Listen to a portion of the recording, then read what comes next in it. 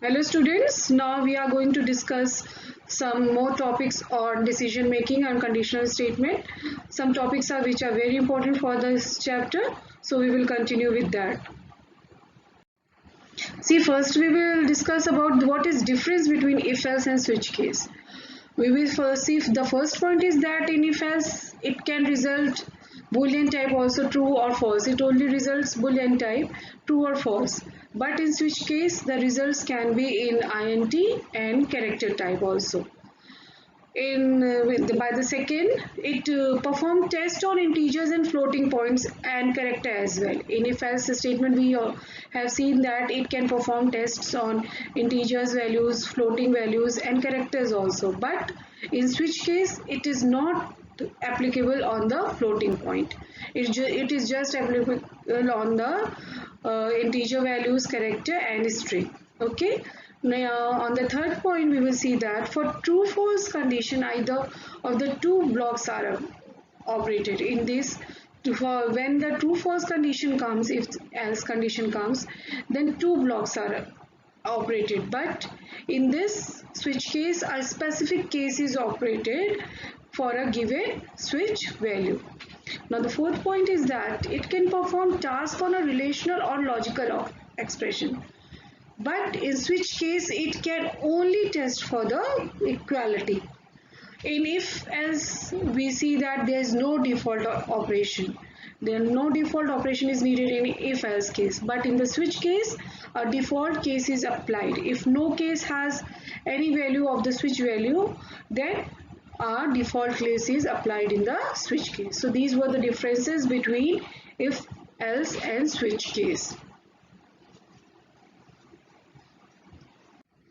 Now, scope of variable. This is also very important. What is the scope of variable in your program? Okay. Now we will see here in this program, a small program has been given here. See, int a is 4, b is 8, c. It means here the variable a contains 4 and b contains 8. Means variables can be used to closing bracket of this block.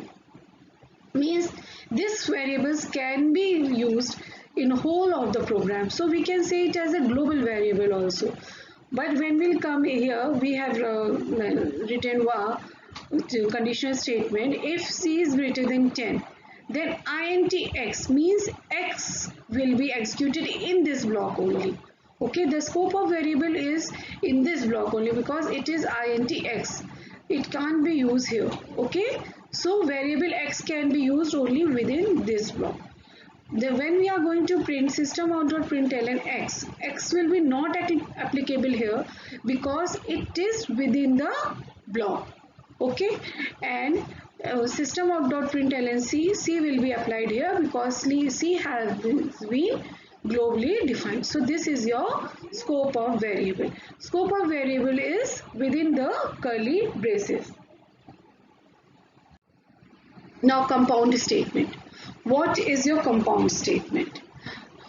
The statement we can say that includes multiple statements under curly brackets. Means this can be a compound statement when multiple statements are there in the within the curly braces, then this is known as your compound statement, whether it is in switch, whether it is in if else. Okay, see, these are your whatever they are in the case 1 case statements. These are known as your compound statements because compound statement is defined as a statement that includes multiple statements under the curly brackets. Now testing and debugging. What is testing and debugging? It is also important part of your chapter. Okay, this comes in your board exam. These questions are directly asked. What is testing? First of all, when we do anything, first we test that task and then we eliminate the error of that. The eliminating of that error is known as debugging, and testing is the process of making sure that the program performs the intended task. we see that the program that we have done it is right or not. And when the any error comes, debugging is the process of locating and eliminating any program errors. Okay, so this is the difference between testing and debugging.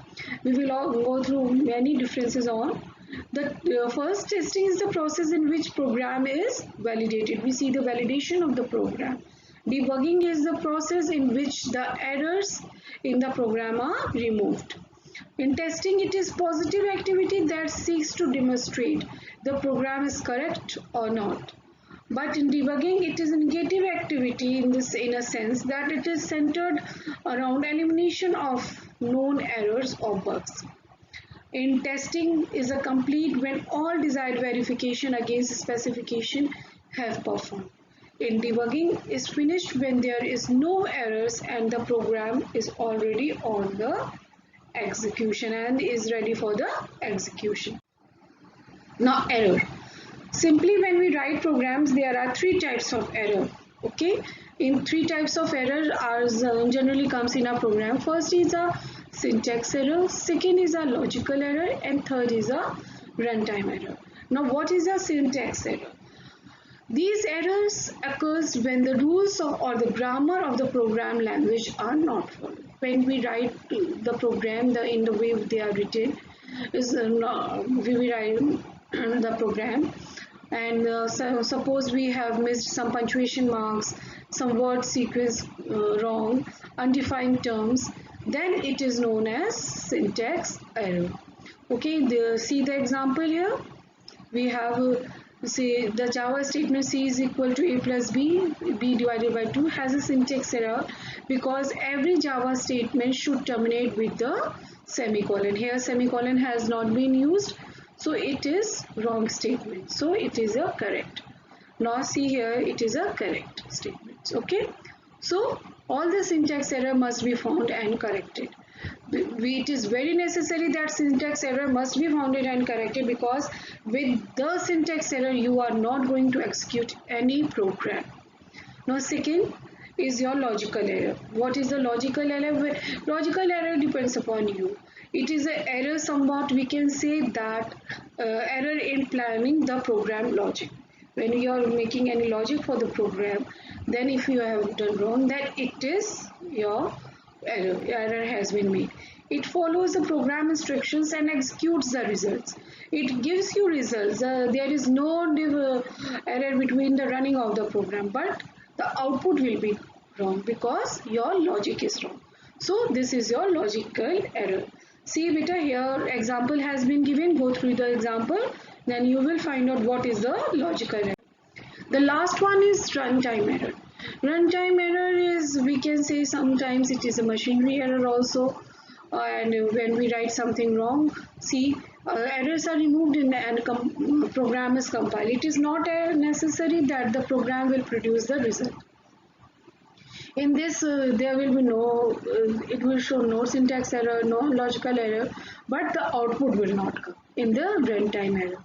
Okay, there may be some mistakes other than syntax errors and logical errors which come in the way of execution, known as runtime error. These errors, we can say that may occur due to dividing number by 0 and trying find out its square root of a negative number. So this type of error, when we see that program is executed and it has been, your logic is also somewhat right, but the error yet comes and there is no output result, then it is your runtime error. Students, I am going to send a PDF of this PPT. So make it clear that all the topics which has been covered here should be in your class registers very neatly. Okay.